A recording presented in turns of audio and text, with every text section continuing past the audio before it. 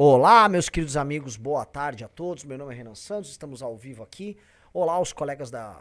Eu não sou, posso falar colegas da imprensa, porque eu não sou da imprensa, né? Eu não sou um jornalista profissional. Então, eu só não posso chamar de colega. Mas olá, os amigos da imprensa que também estão assistindo aqui. Lembrando que nosso programa hoje em dia, ele tem, né, tem galera. Entrei ao vivo, vai ter jornalista assistindo. Então, saibam que eu sou muito amigo da imprensa, gosto do trabalho do jornalismo, especialmente se você for da Band, baluarte da democracia, que foi sabotado ontem. Pelos candidatos covardes e, obviamente, pela Rede Record, que cumpriu um papelão ontem, no horário do debate, lançando uma entrevista chapa branca com o Lula. Foi praticamente um monólogo do Lula, um negócio ridículo ali. Boa tarde, meus amigos, tá? Queria começar o seguinte. Tudo isso só está acontecendo por culpa da banda Pink Floyd, tá? É tudo culpa do Roger Waters e do David Gilmour. Como assim? Como assim? Na verdade, tudo que está acontecendo hoje no Brasil é culpa do Syd Barrett ter tomado cogumelos e ter tomado ácido. Então a gente vai voltar. Você vai falar por que isso está acontecendo, tá? No final dos anos 60, a banda Pink Floyd ela vai lançar seu primeiro álbum, o Pipers in the Gates of Dawn. É um grande álbum psicodélico. O vocalista e guitarrista principal era o Syd Barrett. O Roger Waters já fazia parte da banda. Tá? E ele fica muito doido, ele fica muito louco, ele toma todo tipo de substância, ele já tinha alguns probleminhas, ele começa a se estragar, a banda é obrigada a chamar um outro guitarrista, que chama David Gilmour, ele vira o co-compositor da banda, a banda afasta o Roger Waters, e aí a banda começa a crescer com o Roger Waters e o David Gilmour como seus frontmans. Ela cresce e vira uma das maiores bandas de rock progressivo dos anos 70. A banda se separa no final dos anos 70. Separa. Porque o Roger Waters e o David Gilmour já não se davam, tem personalidades muito complicadas, a banda continua com o David Gilmour e o Waters vai fazer, vamos dizer, sua carreira solo. Mas, né, todo mundo que conhece os loucos anos 70 sabe muito bem que Pink Floyd foi, né, junto com o Led Zeppelin, a maior banda dos anos 70 no mundo. Né? Ponto. Ok, por que eu estou chegando nisso? Eu gosto de Pink Floyd. E aí, idos de 2005, me corrijam aí, é organizado o evento Live Aid, que não é o Live Aid que aconteceu nos anos 80. O Live Aid foi um festival que aconteceu nos anos 80, que foi tocado pelo Bob Geldof, que eu acho que é um irlandês, e ele organiza esse festival para ajudar alguma coisa. O Queen toca, tem aquele famoso show do Queen no estádio, e aí ele é repetido em 2005, tá? Que é o Live Aid. Eu queria assistir. Eu era um aluno da faculdade que queria ganhar a eleição pro centro acadêmico e sonhava em entrar pra história fazendo coisas grandes. Eu tinha 21 anos de idade. E ao mesmo tempo eu era um fã de Pink Floyd. No Live Aid, no Live Aid, tá, em 2005, o Bob Geldof chama o Pink Floyd pra se reunir, pra fazer um show, que era um show, vamos colocar ali, beneficente. E aí ele resolve juntar o Roger Waters e o David Gilmour novamente pra fazer o show. E eu não podia perder. E eu assisto esse show na TV, passou aí transmitido, acho que na TV fechada no Brasil, não lembro onde foi. E eu fiquei vidrado e falei, nossa, olha só que legal fazer um show contra um tema, eu não lembro qual era o tema do Live Aid, mas um show beneficente, imagina fazer isso de maneira legal. Eu falei, imagina, né, e tava rolando o escândalo do Mensalão em 2005, eu falei, nossa, imagina fazer um show desse na Avenida Paulista, com um palco no meio da Avenida Paulista, pegando todo mundo, como se fosse um show e manifestação. E eu lembro que eu liguei pro um grande Fofito, não confundam com Fefito, o Fofito, meu amigo Caqui da faculdade, e fiquei contando, olha só essa ideia tal, isso ficou na minha cabeça, essa imagem de um palco atravessado na Avenida Paulista. Anos se passam, 10 anos depois, ou seja, 2005 dá um salto para 2015, e quando surgem as manifestações do MBL, eu tinha na cabeça, olha, não tem que ser manifestações como as de 2013 que as pessoas andavam, tem que ser parada e tem que ter um palco. O palco, você coloca a mensagem. Nunca consegui colocar as bandas, mas a ideia do modelo de manifestações que nós tínhamos surgiu por conta daquilo que eu imaginava que havia sido o Live Aid, que eu só assisti por conta do Pink Floyd, que só teve aquela formação porque o Syd Barrett ficou doido, tá? Então, culpa do Syd Barrett, do David Gilmour e do Roger Waters, surgiu o MBL, Dilma cai, e por conta disso surgiu o Partido Missão, através do MBL, e eu estive ontem no debate. Veja só como o mundo é estranho. Pequenas coisas que acontecem, que vão motivando outras coisas, e aí estamos aqui hoje. Quis fazer isso apenas como uma maneira de iniciar o nosso bate-papo. Tudo bom, Rizzo? Estou agora com a câmera da frente, você tem que saber manejar a câmera, senão fica olhando pro lado igual um chongo. Né? Calma, cara, calma. E aí, tudo bom? Tudo quase bom assim, e aí? Tá, tudo bom. Por que você tá quase bom? Tô com a voz meio zoada. Você tá doente, né? Passei por uns dias aí meio ruins.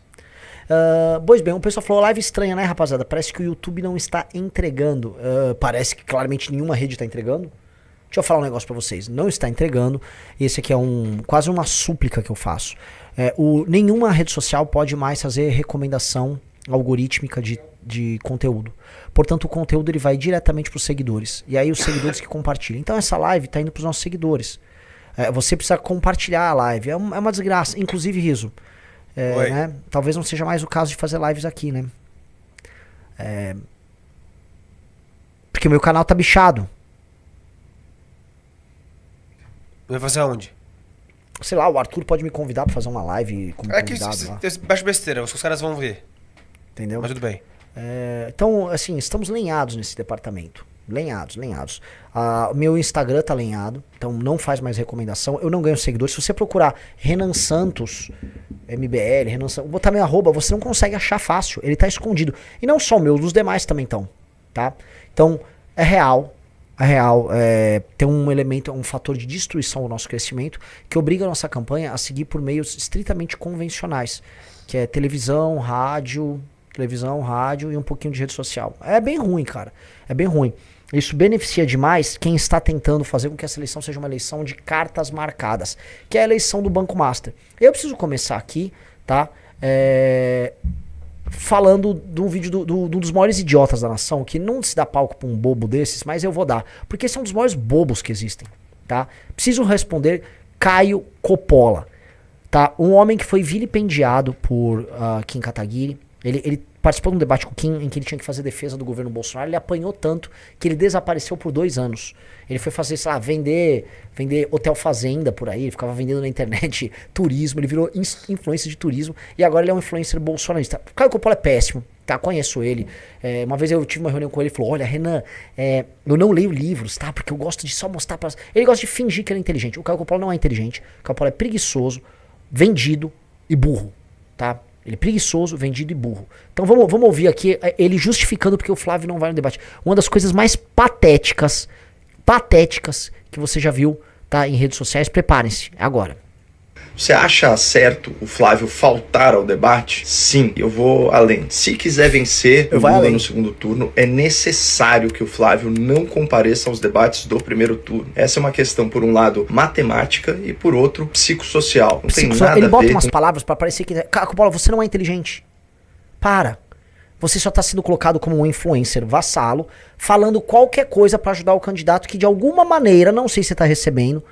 Às vezes ele não recebe diretamente, às vezes puxar saco do cara ajuda as redes sociais dele. Então ele recebe indiretamente, que é o que acontece com muito pelego. Vamos lá.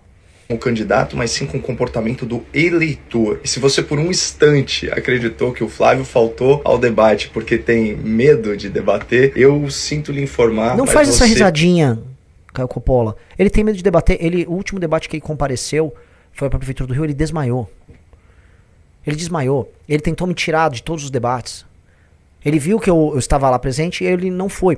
Ele sabe que eu estou presente no ambiente, ele não vai. Ele tinha a sabatina da G4, e veja, a sabatina da G4, era o G4 antagonista, era para um grupo empresarial, o G4, que formalmente apoia ele. Tá? O G4 chegou a fazer uma postagem, eles apagaram depois no Instagram, chamando o Flávio Bolsonaro de gênio indomável. O Thales Gomes declara voto no Flávio Bolsonaro. E mesmo assim ele não foi. Teve vários eventos agora e sabatinas que teve com o setor de serviço, setor de comércio, que quando ele sabe que eu estou presente, e não é nem que eu vou fazer um debate, eu só estarei presente no ambiente, ele não vai. É óbvio que o Flávio é medroso. Ele é o Flávio medroso não porque é uma estratégia psicossocial, é porque ele é envolvido em escândalo de corrupção. Pô, não tem muita... Ele é envolvido em escândalos, no plural, de corrupção. Vamos lá, dá o play.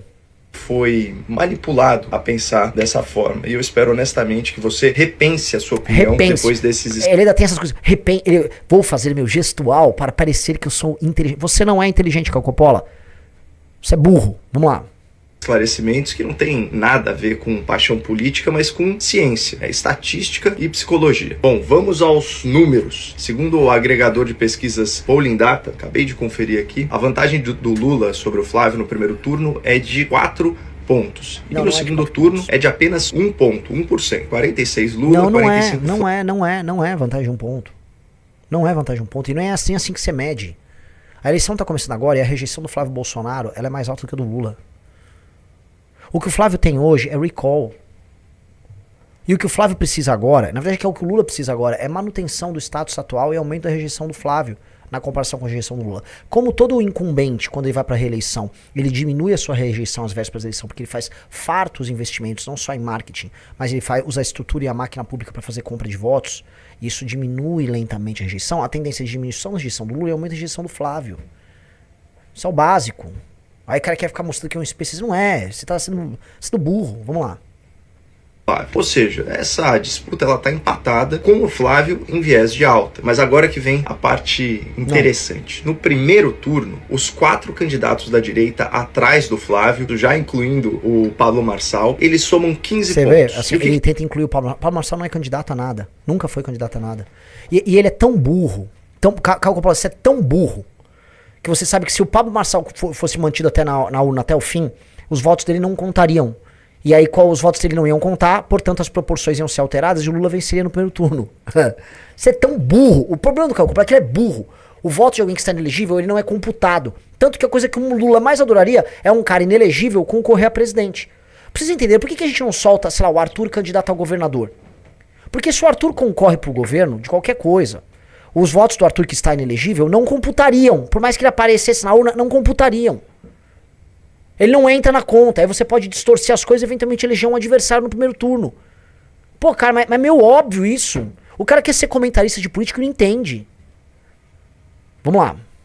As pesquisas mostram aí com pequenas variações. No segundo turno, só metade desses votos migra pro Flávio. 1/4 vai pro Lula e 1/4 vira branco ou nulo. E aí que tá o ponto de atenção para a campanha do Flávio. Para continuar competitivo, ele não pode aumentar a sua rejeição entre os eleitores de primeiro turno da direita. Então, a questão é que se o Flávio está atrás do Lula e ele não consegue capturar nem metade direito dos eleitores dos demais candidatos que estão concorrendo, veja, a situação dele é desesperadora. Então você deveria estar procurando outros candidatos para se apoiar, se o seu objetivo, como um fresco, é apoiar o antipetismo, certo? Mas se você não é antipetista, você é bolsonarista, e você sabe muito bem, se você fosse comentarista político, minimamente sério, que a trajetória de rejeição do Flávio é uma trajetória de ascensão, porque está previsto uma série de ataques, que o Flávio está sendo guardado para receber esses ataques. Se você fosse comentarista político, que trabalha numa emissora, que trabalha com fontes, que checa o que está acontecendo em Brasília, que checa as estratégias da campanha, você saberia disso. Mas é difícil, né, cara? Assim, ele está tentando manipular as pessoas, mas vamos lá. essas pessoas, elas já criaram uma conexão emocional com os outros candidatos. Elas já se identificam com eles. Em outras palavras, quando você antagoniza, quando você contradita, quando você critica, quando você humilha, quando você debocha dessas candidaturas menores, os seus eleitores se sentem atacados na sua própria identidade. Não, mas você não precisa debochar. O Caio Coppola, sujeito de baixo QI, entenda uma coisa, eu chamei o Flávio pra fazer uns debates, assim, ó, eu não vou te xingar, não vou falar do seu escândalo de corrupção, eu dou o dobro do seu tempo. Só pra falar de proposta. Eu dava o dobro do tempo e não atacaria ele. Ele poderia me convencer e convencer os meus eleitores de que, não, pô, o Flávio é mais inteligente, o Flávio é mais capaz.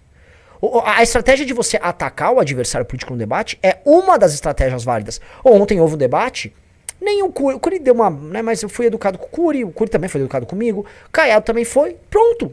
Não necessariamente você precisa ser agressivo com o outro. O Flávio pode adotar uma estratégia de não ser agressivo. Agora, é uma falta de respeito, primeiro, com o próprio eleitor, ele não levar suas supostas ideias para confronto. Isso é meio óbvio. Vamos lá. Defender a sua percepção de identidade com unhas e dentes. Portanto, se o Flávio debater ou discutir com os demais candidatos do mesmo espectro político, o único resultado possível dessa interação é ele aumentar a sua rejeição. Não, então o que o Flávio esse gênio da comunicação está querendo dizer é: candidatos que estão participando de eleições e precisam ir ao segundo turno não podem participar nenhuma vez de debate, porque há a presença de pessoas do próprio campo e logo eles vão reduzir a captura dos votos. É mentira. Então não teria, por exemplo, na campanha de 2018, o Bolsonaro estava com uma estratégia de tentar captar o voto de todo mundo, isso antes da facada já, para tentar falar que ia ganhar no primeiro turno, para tentar ganhar uma arrancada. Se você vai nos debates, você pode fazer um esvaziamento de candidaturas, ganhar momento e crescer. Meio óbvio. Se você é bom, você cresce. Se você é capaz de falar, você cresce. Você usa aquele palco pra isso. Nada nos diz, que é uma estratégia errada comparecer nos debates, e aí há um outro elemento, que é um elemento democrático e moral. Nada nos diz que é correto uma pessoa que se propõe a ser líder de um país não comparecer a um debate. O que esse cara tá defendendo aí é, não compareça, fuja do debate, não fale, porque é melhor... É isso que virou o bolsonarismo. É um bando de covarde picareta. Aí bota esse rapaz, que é um picareta, pra ficar falando essas coisas aí em rede nacional. Oh, olha só que inteligente, psicossocial. Vai plantar batata, brother. Você é péssimo. Olha isso, vamos lá. Que ele vai precisar conquistar no segundo turno. Então é assim que a gente chega à conclusão que esse dente de Mentex ainda. Bem... Olha só, acho que a gente vai precisar com esse texto de chat GPT aí. Pelo amor de Deus, vamos lá. Informado por fatos e números, do público desinformado por narrativa e propaganda. O Flávio não faltou ao debate porque ele não quer ser atacado. O Flávio faltou ao debate porque ele não pode atacar. O seu único mentira, meus amigos, isso é mentira. O Flávio, como senador, nunca fez nenhum confronto contra ninguém, nunca defendeu de maneira apaixonada nenhum tema. O Flávio tá fazendo negócios em Brasília. Quando ele era deputado estadual, ele nunca fez confronto nenhum. O Flávio não gosta de ser atacado e não ataca ninguém porque o Flávio tá lá pra fazer negócio. Não tem nada disso. O Flávio tá lá pra fazer negócio, pra ganhar dinheiro. O Flávio passou a vida dele ganhando dinheiro na política. O primeiro emprego do Flávio Bolsonaro foi ser funcionário fantasma. Logo em seguida ele ganha pra deputado estadual com o apoio do pai. Lá ele faz rachadinha no gabinete. É isso que o Flávio fez. Fala, meus queridos, aqui quem fala é o Alan do canal Inevitável Cortes, e no meu segundo mês postando cortes aqui no YouTube de figuras do Partido Missão e do MBL, eu faturei cerca de 25 mil reais, ou um pouquinho mais de 4 mil dólares. E se você tem interesse em estar criando seu próprio canal de cortes, eu preparei um treinamento 100% focado, mostrando o passo a passo para você estar conseguindo fazer seus cortes de figuras do Partido Missão e do MBL. Para acessar o treinamento é só clicar no primeiro link da descrição ou ler o QR Code que tá aparecendo aqui no meio da tela agora. E se você gostou desse vídeo, não se esqueça de deixar o like e se inscrever no canal. Te vejo no próximo vídeo. Nessa corrida é o Lula, e é só com o Lula que o Flávio deve antagonizar se ele quer tirar o PT da cena do crime. Então é isso, pessoal. Se você gosta desse... tirar o PT, você é um antipetista. Não é. O Lula só vence as eleições se no segundo turno tivermos Flávio Bolsonaro. É só isso. É só isso que interessa a ele. Esse Caio Coppola é um enganador. É um enganador, é um mentiroso profissional. Profissional não, porque ele é burro, então é um mentiroso amador que infelizmente é levado a sério por tias do Zap que são enganadas há anos por essa turma. Não cai na conversa desse chongo. Eu tenho saudade do tempo que eu disputava eleições com o PSDB. Fernando com Henrique? Serra, com Alckmin, com Fernando Henrique Cardoso. Sabe, a primeira eleição que eu participei era Aureliano Chaves, Ulisses Guimarães, Paulo Maluf, Leonel Brizola, Afif Domingos, Mário Covas, Roberto Freire, sabe? Era assim. E mais o homem da democracia cristã. Você está lembrado disso também. Foi piorando o quadro. Hoje, se você comparar a disputa de hoje com a disputa daquele tempo, você percebe que diminuiu a importância dos políticos que disputam a eleição. Diminuiu. Tem gente que acha que pode ser candidato por causa da internet. Tem gente que acha que brincar na internet ou lacrar a internet dá ele o direito de ser presidente da República. Deixa eu comentar, ele tá falando de mim, tá? O argumento do Guilherme Boulos, acho que 1 mês, 2 meses atrás, é que o Lula não iria nos debates porque ele ia ficar tomando lacrada do Renan. O Boulos é porta-voz, acho que é secretário do governo Lula, secretário-geral no governo Lula. Ele é coordenador de campanha? Então, o coordenador de campanha do Lula falou isso que é o Guilherme Boulos. E aí o Lula tá repetindo isso, porque um dos motivos do Lula não ir a debate era a minha presença. Lula, eu não sou credenciado a estar no debates porque eu lacro na internet. Eu era um cara, assim, eu tenho redes sociais muito menores do que as suas. Qual o sentido disso? Você é um cara maior em redes sociais do que eu. Você tem muito mais seguidores em todas as redes sociais, Lula. Eu estou credenciado porque eu sou um líder político. Eu sou um líder político que surge para o Brasil em 2013. Em 2013 eu dou minha primeira entrevista. Em 2014 eu fundo a MBL. 2015 eu organizo as maiores manifestações da nossa história. 2016 eu derrubo o governo da Dilma Rousseff. Em 17, 18 ajudo através das ruas a você ser preso. O meu movimento político começa a eleger pessoas, ganha capilaridade nacional. Faço oposição ao governo Bolsonaro, crio um campo político que é o nem Lula nem Bolsonaro. Fundo um partido político no qual sou presidente. Apresento o maior plano de governo de todos os candidatos. Debato em cadeia nacional, em rede nacional, em todos os lugares do Brasil essas propostas. E isso me qualifica a ser candidato. Você citou nomes aí. O que qualificava o Maluf a ser candidato a qualquer coisa, tirando o fato do Maluf ser rico, corrupto e à época ser da turma da Arena? O que te qualificava? Eu posso falar assim, o Lula é um desqualificado porque ele era um arruaceiro sindicalista que negociava e achacava empresários, como muitos diziam que você fazia, e depois disso botava uma graninha no bolso e enganava o trabalhador. E aí ficou concorrendo sem nunca ter estudado nada, sempre falou que não gostava de ler, nunca leu livro, nunca se qualificou pra porcaria nenhuma. Isso é um reducionismo burro, Lula. Bem burro. Eu não falo em nome dos demais candidatos, não vou fazer propaganda pros demais. Mas eu falo em nome de mim. Mereço estar sim nessa disputa e mereço ganhar de você. Então isso é conversa pra você fugir, Lula. Conversa de malandro. E fugiu. Fugiu como um rato. Vamos lá. Presidente é diferente. É tomar decisões. Olha que legal. A Erika Hilton me atacou. Vamos ouvir. Já estou ciente que o Renan Santos... Posso eu ler? Por favor. Eu tô com a voz rouca. Já estou ciente que o Renan Santos, aquele cosplayer do Bolsa, me citou no debate de ontem e atacou o fim da escala 6x1. Pode ler você, acho melhor. Tá. Eu entendo que pra ele, que nunca teve um emprego de verdade, é inconcebível o trabalhador ter direito a descanso. Afinal, seu objetivo de vida é aquele, sua trupe de esquisitões.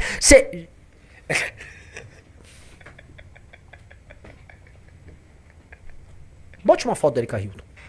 Erika Hilton, eu não sou a pessoa mais normal do mundo e não tô aqui advogando a favor da normalidade. Cada um seja feliz com suas esquisitices.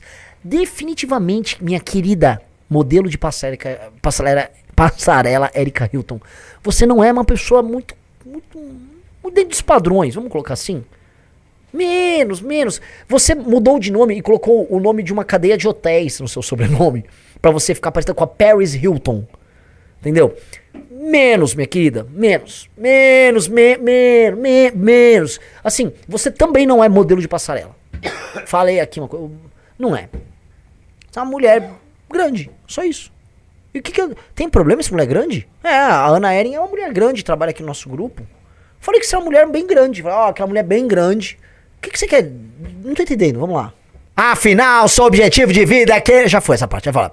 O que eles almejam na política é só ter um cargo cuja função é impedir qualquer avanço no bem-estar da população que possa diminuir um mísero centavo do lucro dos empresários. Erika Hilton, seu partido político recebe dinheiro até do Banco Itaú. Erika Hilton, você produz conteúdo pra esquerdista rico. Erika Hilton, você anda com bolsas e roupas caras. Você gosta de desfilar em desfiles de moda. Erika Hilton, você é uma burguesa engraçada. Você é uma burguesa engraçada com um discurso meio doidinho, que não faz sentido. A grande verdade é que o grande sonho do liberal radical, a utopia dessa gente é conseguir um emprego de gerente sem ter o talento necessário pra isso. Resta-lhes a política e a posição de capatazes do povo que se sustentam em seus cargos. Renan Santos não tem uma proposta, não tem uma missão e nenhum talento digno de reconhecimento. Ele tem fome de um carguinho. Erika Hilton, qual o seu talento? Qual a sua entrega? Você basicamente fica vociferando aí. As trans, as mulheres, as trans. Você só faz isso. Pessoas que gestam. É verdade. Pessoas que gestam. Então a vida consiste em dar carguinhos pra sua cabeleireira, pra sua manicure, sei lá. Vai, Erika Hilton. Para de tentar fingir que você é alguma outra coisa. Você é esse personagem bizarro da política brasileira. De gente assim a política tá cheia. Essa gente que luta pelo fim da escala 6x1 está derrotando todos os dias. E assim continuaremos. Legal. Agora eu não entendi, Erika Hilton, por que você se sentiu atacada pelo que eu disse? Eu disse que você era uma mulher muito grande que dizia ser modelo de passarela. Você é uma mulher muito grande que disse ser uma modelo de passarela. Eu vi que assim, o Globo disse que minhas falas eram misóginas. Eu fui misógino com a Erika Hilton, porque eu disse que é uma mulher grande. Todo mundo tá me zoando pela minha altura. Olha, o Renan é baixinho, né? Eu tava lá com então pode me zoar pela altura e eu não ligo. Agora, a Erika Hilton nem zoei, só falei que é uma mulher grande. Olha, pra você ser modelo de passarela, você tem que ser alta. Não tô entendendo porque você tá ofendida com isso.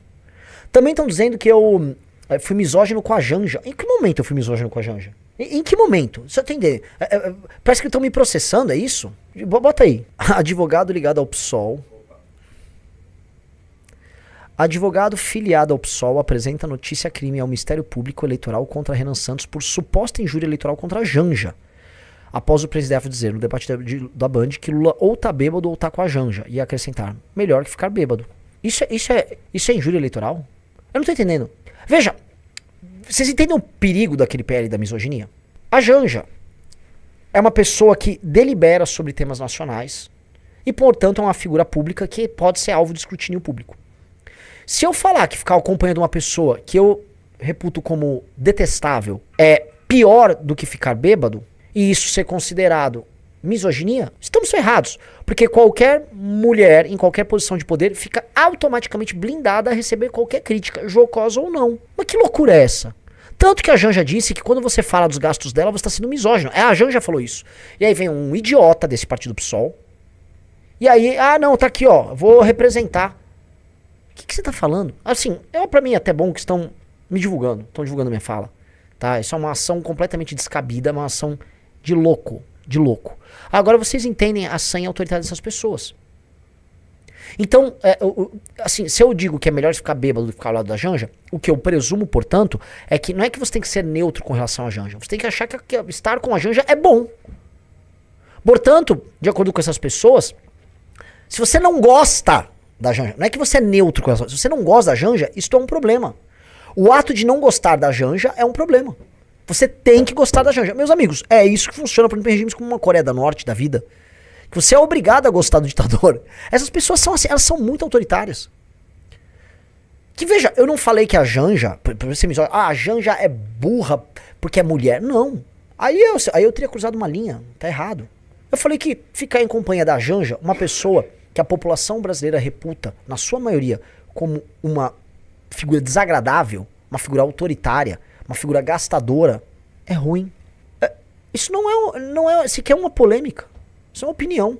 Espero que o Lula venha no próximo debate defender a honra dela e dizer que gosta de ficar com a Janja. Fala isso. Agora o Lula foge no debate. Vocês estão vendo aí o quão perigoso é o momento brasileiro. É um momento muito perigoso. O Brasil passa por um momento muito perigoso em que gente muito autoritária não consegue aceitar que exista a possibilidade de haver uma crítica. E é por isso, né, eu tava vendo assim, o Globo, né, tava fazendo uma avaliação, aí tava lá, o Renan é misógino, aquele Josias no UOL, o Renan é misógino. Misógino pelo quê? Cadê a misoginia? Eu não tô entendendo. Eu não posso fazer críticas à primeira dama que acabou de censurar uma rede social. A primeira dama que tem os maiores gastos, junto com o Lula, de cartão corporativo da história. A primeira dama que gosta de se imiscuir em assuntos políticos sem ter cargo para tal. Ora, se ela é um agente político, ela tem que ser alvo de críticas.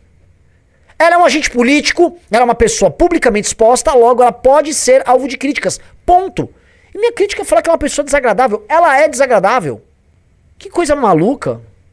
Que coisa doente. É isso aí. De resto, meus amigos, olha só. Ontem foi um debate, né? Que horas são? Já tá terminando, né? Tem que terminar a live. Ontem foi um debate muito interessante, muito respeitoso entre as partes, tá? Cada um com um estilo diferente. Gostei muito da participação tanto do Cury quanto do Caiado.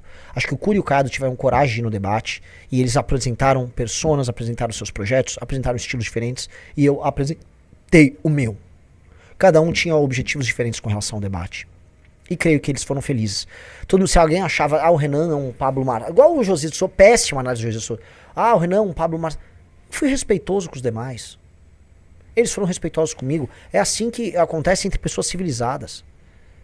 Agora, quem não viu o debate e estava desrespeitando, tem que ser tratado como tal. E a família Bolsonaro e Lula são figuras grotescas da política brasileira que estão fazendo mal para o nosso país. O nosso país está doente. O nosso país está absolutamente doente. Ele precisa de salvação. É isso apenas. Por que eu sou agressivo? Porque eu tenho um senso de urgência. Eu já tenho 42 anos e a minha geração, ela está padecendo de todos os erros que foram cometidos pelas gerações anteriores. Minha geração precisa dar certo. As gerações mais novas também. E por isso que eu já estou liderando nas gerações mais novas. Porque as pessoas têm senso de urgência. E as pessoas não aguentam mais ser controladas por esse dualismo bizarro. Tá? Então, eu acho que é isso. E eu acho que vamos encerrar aqui, Rizão. Tamo junto? Então tá bom. Valeu. Beijocas. Gostou do vídeo? Então não se esqueça de deixar o like e se inscrever no canal. Te vejo no próximo.